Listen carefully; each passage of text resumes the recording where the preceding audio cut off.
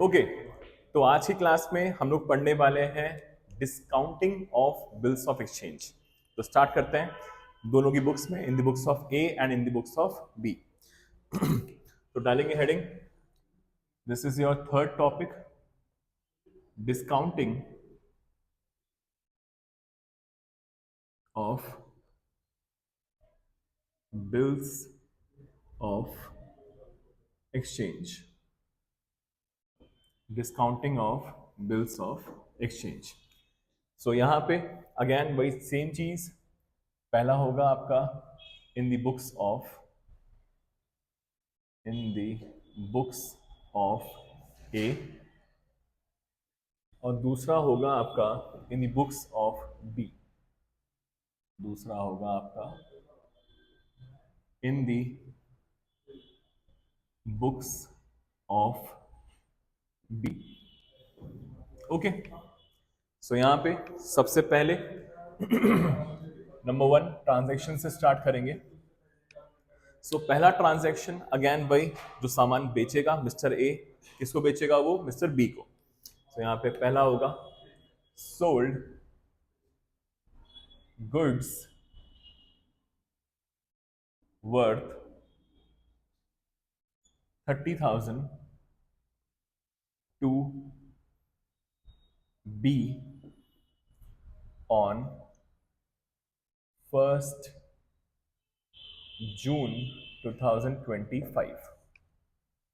1 जून को सामान बेचा गया है, तो यहां पे एंट्री क्या हो जाएगी आपकी? 1 जून को जैसे ही बेचा गया तो यहां पे आएगा सबसे पहले 2025, 1st of June. Entry would be B's account debit to sales account. सामान बेचा गया है 30,000 का, तो 30,000 and 30,000। Same ways mister B entry क्या करेगा? अब यहां पे होगा आपका फर्स्ट ट्रांजैक्शन, इसका first transaction will be purchased goods for 30,000 from A on 1st June 2025। ठीक, तो इसने परचेज किया, उसने सामान बेचा, तो ये एंट्री होगी आपकी again 2025 0106। It will be purchases account debit to A's account, purchases account debit to A's account. और यहाँ पे जो अमाउंट आएगा आपका, that would be again 30,000 and 30,000। ये हो गई आपकी पहली एंट्री, सामान को खरीदने बेचने वाली। सेकंड आता है आपका drew a bill for ₹20,000 on B and received cash 10,000 on, suppose bill बनाया गया है आपका 5th ऑफ जून को, 5th ऑफ जून को बिल बनाया गया और उसी दिन हम लोगों ने कैश रिसीव कर लिया। सो यहाँ पे जो एंट्री होगी that will be on 5th of June. So we will receive cash first, so this will be cash account debit. We have received 10,000. We have also received the bills receivable, so bills receivable account debit 20,000, and from B we had to receive 30,000 as a whole. So this is the second entry. Clear? अब यहां पे आते हैं हम लोग number 2। यहां पे भी, यहां पे होगा आपका एक्सेप्टेड, जो मिस्टर बी है वो बिल एक्सेप्ट करेगा, accepted the bill drawn by A and paid cash 10,000 on 5/6/25। एक चीज भूल गया यहाँ पे मैं, यहाँ पे जो बिल है, due bill for 20,000 on B and receive cash, तो बिल कितने महीने का बना ये लिख देते हैं हम लोग यहाँ पे। ये लिख देते हैं यहाँ पे बिल ड्यू फॉर से 3 months, 3 महीने का बिल बनाया गया है।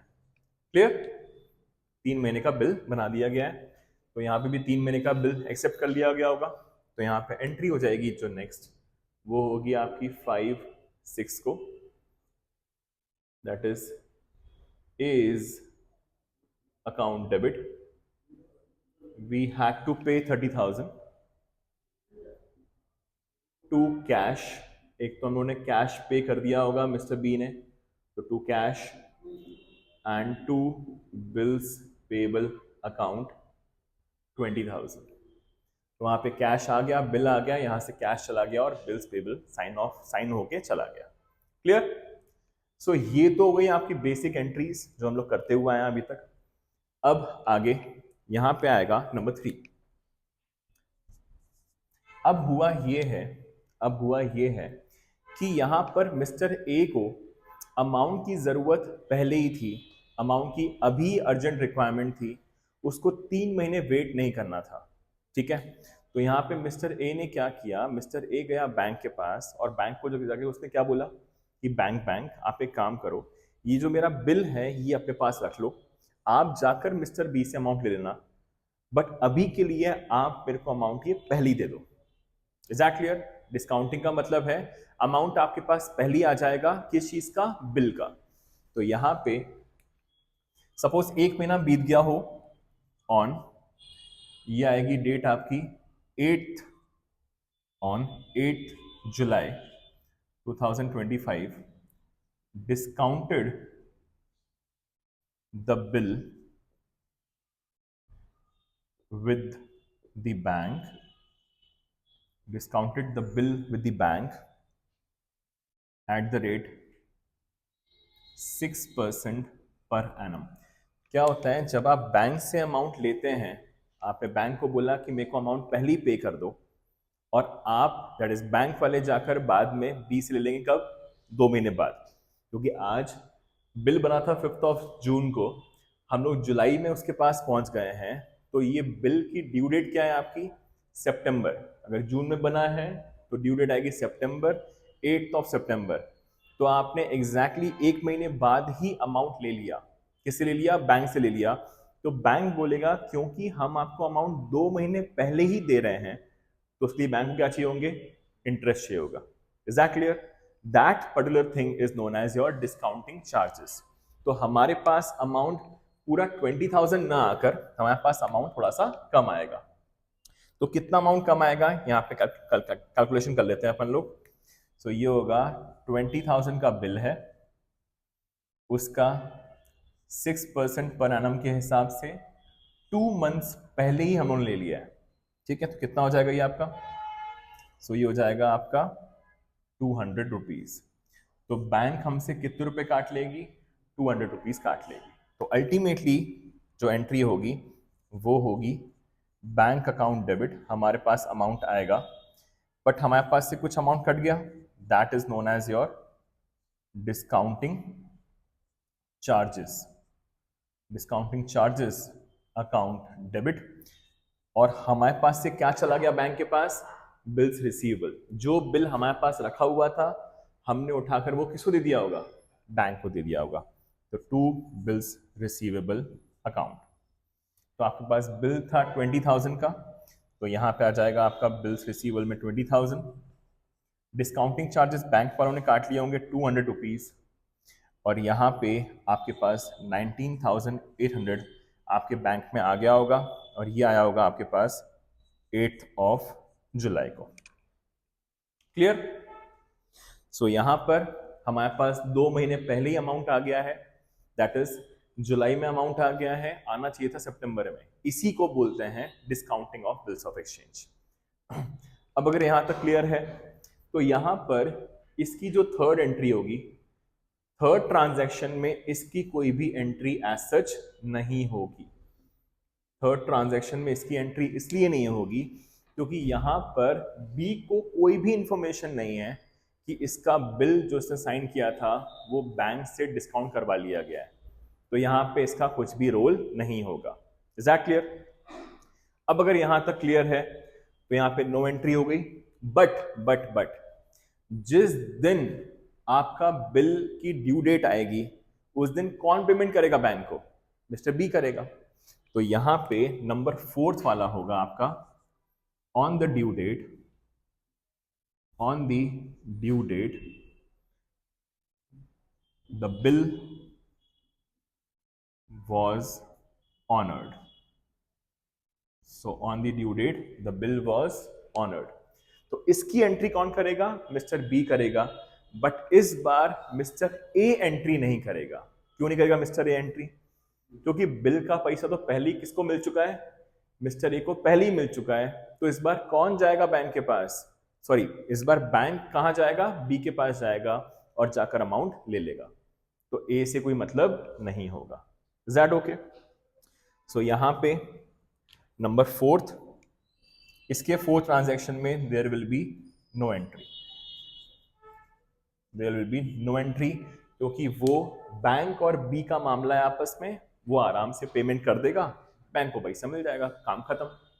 अच्छा, यहां पे एक डाउट अराइज होता है कि ये जो अमाउंट पे करेगा वो कितना पे करेगा? 20,000 पे करेगा बिल का अमाउंट कि 19,800 पे करेगा? वो 20,000 पे करेगा। ये जो 200 रुपए कटे हैं ये ए का नुकसान है, क्योंकि ए को अमाउंट जल्दी चाहिए था। Is that okay? ये पूरा पूरा पेमेंट करेगा। तो बैंक ने ए को कितना अमाउंट दे दिया था? 19,800 दे दिया था। अब बैंक को मिस्टर बी से कितना मिल जाएगा? 20,000 मिल जाएगा। तो अल्टीमेटली बैंक ने कितने रुपए कमा लिए? 200 रुपीज कमा लिए। समझ आ गया? जो यहाँ पे 200 रुपए काटे गए थे चार्जेस के नाम पे, वही बैंक की इनकम होती है जो उसने 2 महीने पहले अमाउंट पे कर दिया था। ठीक है? तो यहाँ पे एकदम नॉर्मल एंट्री हो जाएगी। क्या एंट्री होगी यहाँ पे आपकी? 8 ऑफ सितंबर, जिस दिन ड्यू डेट है, दैट इज 5th को बना था ये। तो जून से लेकर सितंबर तक के 3 महीने प्लस 3 डेज ऑफ ग्रेस। तो 8 सितंबर को जो नॉर्मल एंट्री होगी that would be bills payable account debit to bank account. ये अमाउंट आ जाएगा आपका 20,000। क्लियर? सो फाइनली आपका ये खत्म हो गया normal entries. Normal in the sense कि मतलब आपने डिस्काउंटिंग करवाया और डिस्काउंटिंग के साथ वो ऑनरिंग भी हो गई। ठीक है? अब इसमें सेकंड केस हो सकता है कि यही बिल डिसऑनर हो जाए, तो क्या सिनेरियो होगा वो भी देख लेते हैं हम लोग। तो यहां पे फोर्थ ड्यू डेट पे बिल ऑनर हो गया, यहां पे भी फोर्थ ड्यू डेट पे बिल ऑनर हो गया और डिस्काउंटिंग चार्जेस के अमाउंट कट भी चुके थे। अब आते हैं यहां की फोर्थ, या तो नो एंट्री होगी। नो एंट्री कब होगी? जब ऑनर हो गया। बट अगर डिसऑनर होता है तो यहां पे स्टार्ट करते हैं। तो ये लिख रहा हूं मैं 4 star, I am making a star. 4 star का मतलब है या तो फोर्थ वाली एंट्री होगी या तो 4 स्टार, जब बिल क्या हो जाएगा? डिसऑनर हो जाएगा। अब आप खुद सोचिए, अगर बिल डिसऑनर होगा तो कौन किसकी जान खाएगा? यहां पे बैंक जाएगा बी के पास अमाउंट लेने के लिए, पर क्या बी अमाउंट पे कर रहा है? क्या बैंक को नहीं पे कर रहा। क्योंकि बी अमाउंट बैंक को पे नहीं कर रहा है तो बैंक जाकर ए के अकाउंट से पैसे काट लेगा। ठीक है? क्योंकि वो बैंक किसको जानता है? बैंक जानता है ए को। तो बोलेगा भैया आपने मेरे से पैसे लिए थे 19,800 रुपए 20,000 के बिल पे, तो मेरे को तो 20,000 रुपए चाहिए, उसने नहीं दिए, तो अब मैं कुछ नहीं कर सकता। तो उसने किसी का अमाउंट काट लेगा? वो ए का।